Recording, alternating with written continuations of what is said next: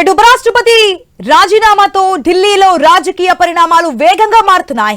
Parliament వర్షాకాల సమావేశాల తొలి రోజు ఉపరాష్ట్రపతి జగదీప్ ధన్ఖడ్ రాజీనామా చేశారు. ధన్ఖడ్ చెప్పినట్లు అనారోగ్యమే కారణమా, ఇంకా ఏదైనా కారణం ఉందా అని విపక్షాలు ఆరా తీస్తున్నాయి. ఈ నేపథ్యంలో విపక్షాల నేతలు ప్రత్యేకంగా సమావేశమవుతున్నారు. ఉపరాష్ట్రపతి రాజీనామా పార్లమెంట్లో అనుసరించాల్సిన వ్యూహాలపై చర్చిస్తారు. ఉపరాష్ట్రపతి రాజీనామాతో ఢిల్లీలో రాజకీయ పరిణామాలు వేగంగా మారుతున్నాయి. పార్లమెంటు వర్షాకాల సమావేశాలు తొలి రోజే ఉపరాష్ట్రపతి జగదీప్ ధన్ఖడ్ రాజీనామా చేశారు. ధన్ఖడ్ చెప్పినట్లు అనారోగ్యమే కారణమా, లేక ఇంకేదైనా కారణం ఉందా అని విపక్షాలు ఆరా తీస్తున్నాయి. ఈ నేపథ్యంలోనే విపక్షాల నేతలు ప్రత్యేకంగా సమావేశం కూడా అవుతున్నారు. ఉపరాష్ట్రపతి రాజీనామా పార్లమెంట్లో అనుసరించాల్సిన వ్యూహాలపై కూడా చర్చిస్తారు. దీనికి సంబంధించి అప్డేట్స్ మా ప్రతినిధి స్వామి ద్వారా తెలుసుకుందాం. స్వామి, నిన్న పార్లమెంటు వర్షాకాల సమావేశాలు స్టార్ట్ అయ్యాయి. సమావేశాలు కూడా హాట్ గా సాగే మనం చూసాం. కానీ తొలి రోజే ఉపరాష్ట్రపతి జగదీప్ ధన్ఖడ్ రాజీనామా కేవలం ఆరోగ్య కారణాలనే ఆయన ఒక కారణంగా చెప్తున్నారు. నిజంగా అదే కారణం అనుకోవచ్చా? డీటెయిల్స్ ఏంటి?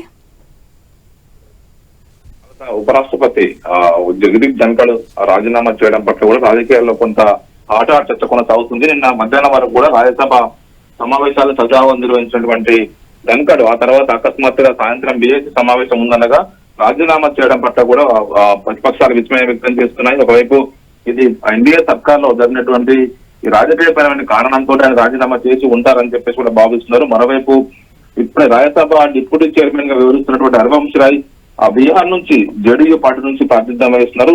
త్వరలో జరిగినటువంటి బీహార్ ఎలక్షన్ సంబంధించి జేడీయూ పార్టీకి పెద్దపీట వేయడం కోసమే ఎన్డీఏ సర్కారు ఇలాంటి మూవ్ తీసుకుంటుందని చెప్పేసి కూడా అందరూ కూడా అంచనా వేసుకుంటున్నారు. జగదీప్ ధన్ఖడ్ మరొక 2 సంవత్సరాల పదవీ కాలం ఉండగానే అనారోగ్య కారణాలను చూపించి నిన్న రాష్ట్రపతి ద్రౌపది ముర్ముకు ఆయన రాజీనామా లేఖ పంపడం పట్ల కూడా అంతా ఒక్కసారిగా విస్మయానికి గురయ్యారు. రాజకీయాల్లో కొంచెం అనూహ్య పరిణామంగానే చూస్తూ ఉన్నారు.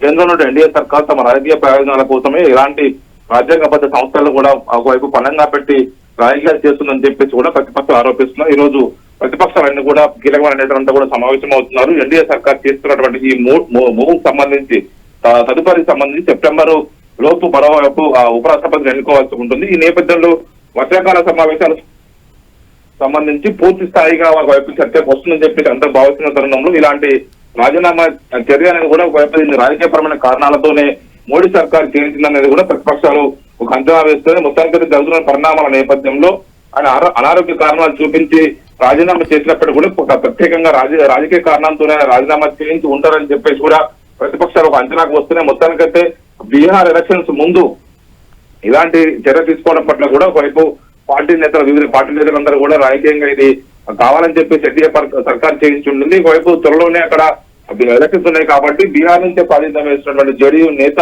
ఈ హరివంశ్ రాయ్ డిప్యూటీ చైర్మన్ గా ఉన్నారు కాబట్టి ఆయనను చైర్మన్ చేయడం కోసం లేకపోతే ఇతర ఎన్డీఏ నేతలతో కలిసి మాట్లాడిన తర్వాతనే మోడీ సర్కార్ మరొక నిర్ణయం తీసుకునే అవకాశం కనబడుతుంది. నిన్న బీఏసీ సమావేశంలో ఒకవైపు పహల్గాం మాట్లాడిన తర్వాత ఆపరేషన్ సింధూర్ పైన ఇటు లోక్సభలో 16 గంటలు, రాజ్యసభలో 9 గంటలు చర్చించాలని ఒక నిర్ణయం తీసుకున్నారు. అన్ని రకాల బీఏసీ సమావేశాలు కీలక నిర్ణయాలు తీసుకుంటున్న తరుణంలో ఈ ఉపరాష్ట్రపతి ఈ రాజీనామా నిర్ణయం అనేది కూడా ఒక ఊహించిన పరిణామంగా భావిస్తూ ఉన్నారు. ఆశ. Right Swamy, thanks for the update.